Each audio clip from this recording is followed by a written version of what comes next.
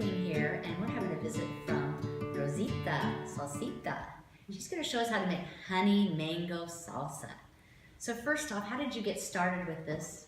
I started making it a few years ago. I've always liked the sweet taste, but I like the, we've always made pico de gallo growing up. And so, so I just started to incorporate the sweet taste because my husband has such a sweet tooth. So I wanted to do that. So this is one of his favorites. I made some earlier today just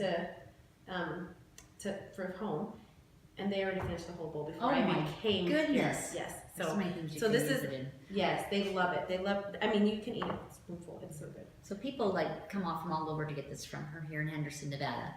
But she's actually from New Mexico. Yes. So she's very professional at this. So she's going to show us, tell us her ingredients. So I have lemon here. I have a chopped jalapeno, chopped mango, chopped tomatoes. I have some chopped red onion, and I have Cox honey, garlic salt, and then we like to use Cuevas tortilla chips from one of our stores here locally, close to us, and cilantro. So first what I do is I always cut, Don't cut yourself. yeah, don't cut myself.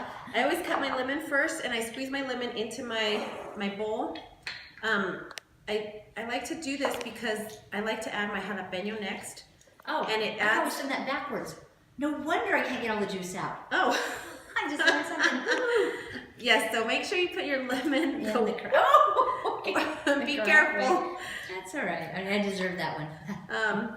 So you put your jalapeno in, and I used earlier when I made this, I used 2 jalapeno, but I'm only going to use 1 because it came out a little bit spicier than I like. That's really strong. And yes, this was, and I didn't think it was. I like to use my Pampered Chef food chopper also when I chop it. I slice it into 3 or 4 pieces, and then I chop it with my chopper. You can slice it the old-fashioned way. My mom always does, and she does great, but she does it so nice and little. Add my jalapeno, add that into there.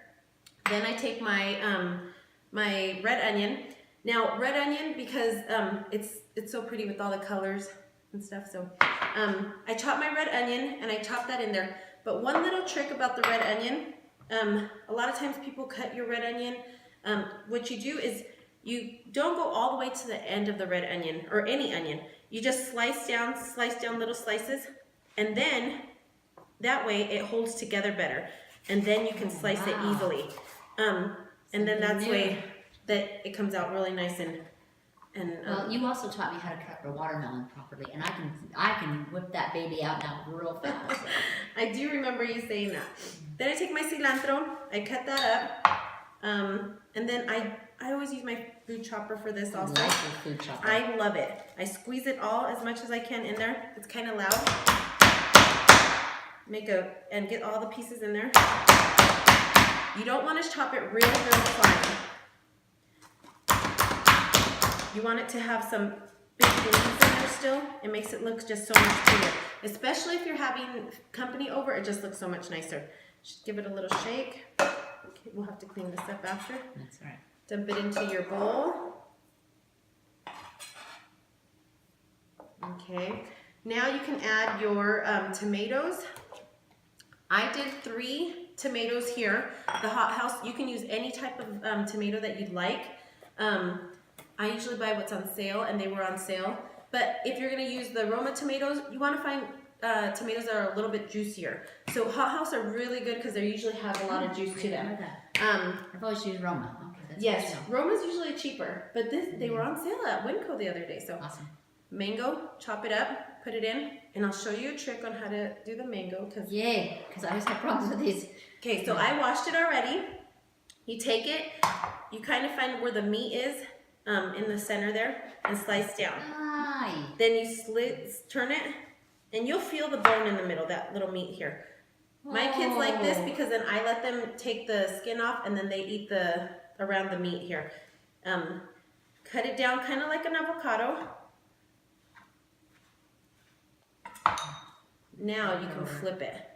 It comes out so nice. I don't put it in there yet. I should have moved that back. I cut it here, and then I chop it again. I chop this up. You can do it with your knife, with your food chopper. Just take it and do a couple of chops because you want it kind of nice and fine like this. Not the big chunks.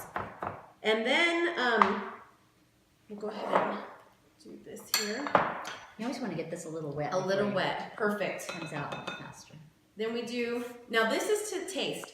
Sometimes the mango is sweeter, and sometimes it's they're not as sweet. So you want to do this to taste. I always start with 1 teaspoon. And the reason I use honey, I used to use a little bit of sugar. I make a mess there. I used to use a little bit of sugar, but Virginia told me that it's less calories, right? Because you can only use, you can only use 1/4 less, so you're going to actually get less. So you probably just put in there about I put in 16 calories right there, up to 30 calories is what it'll be, which isn't as much as sugar would be. No. Now I use garlic salt. You can use garlic powder or regular salt. I use garlic salt. It's just my preference. You can do whatever you like. A lot of people like to use garlic salt because it gives it a tangier taste.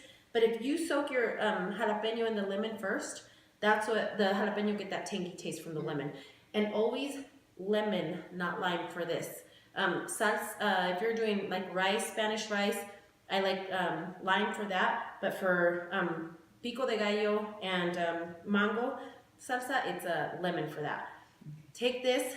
I usually go by the measure of the eye. I just spray a couple sprays. That looks about a little less than a teaspoon then. Little less than a teaspoon there. Mix it up. And I'll put the recipe at the end so you can see it. And that's it. You just mix it up, and then... Okay, we'll mix it and we'll be right back. Okay. So this is the finished product. Okay. I love the colors in it. I Pretty. love how it looks. Well, do you remember the first time you and I had this big competition of salsas?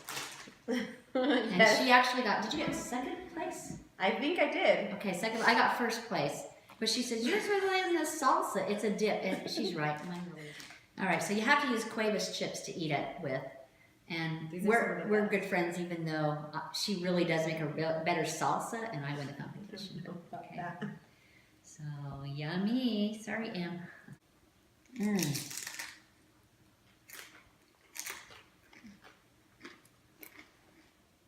Okay, that's good.